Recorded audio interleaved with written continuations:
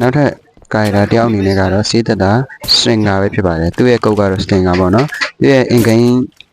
ကတကယ်နေမှန်ကတော့ rhyme sim ပဲဖြစ်ပါတယ်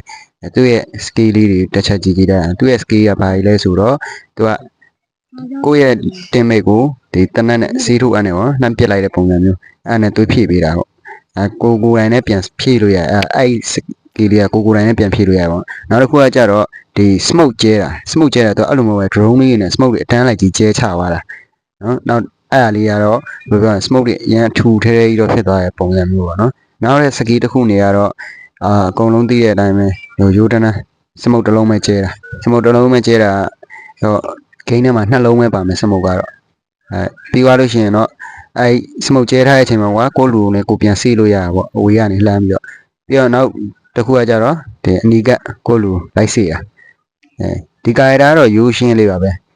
နောက်ဗီဒီယိုမှာပြန်တွေ့ကြမယ်နော်